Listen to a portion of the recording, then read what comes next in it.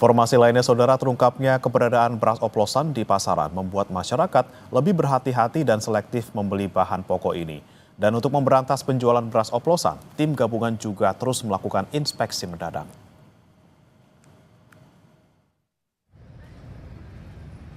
Tim gabungan Dinas Perindustrian dan Perdagangan Bandung Barat, Bulog, dan Satreskrim Polres Cimahi melakukan inspeksi mendadak di Pasar Beras Panorama Lembang, Kabupaten Bandung Barat.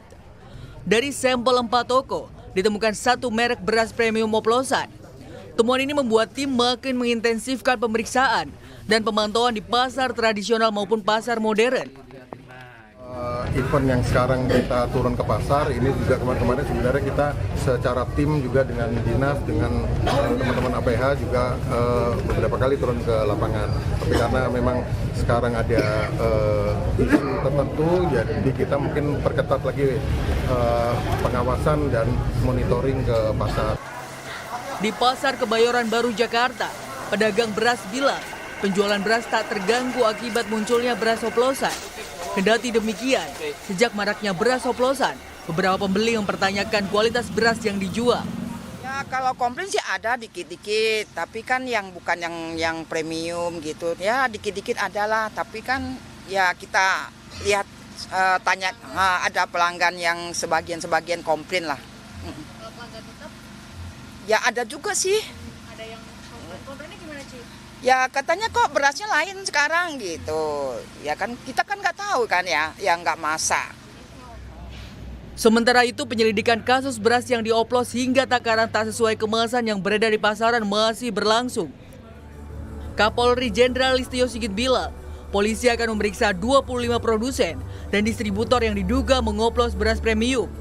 Pemeriksaan dilakukan dengan koordinasi bersama Kementerian Pertanian. Pendalaman dugaan kasus beras oplosan juga akan diuji di laboratorium terhadap sejumlah sampel beras yang telah dirilis Kementan.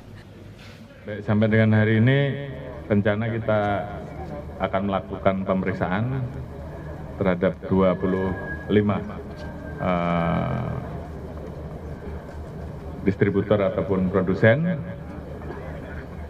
kategori sementara mengoplos, kemudian juga ada yang beratnya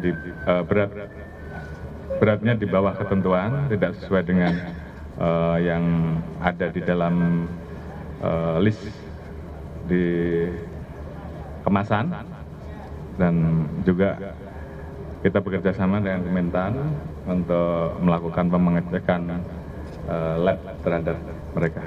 Progres masih berlangsung. Sebelumnya Kementerian Pertanian menemukan 212 merek beras medium dan premium tidak sesuai standar dan mutu takaran.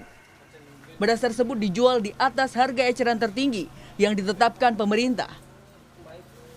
Tim Liputan Kompas TV.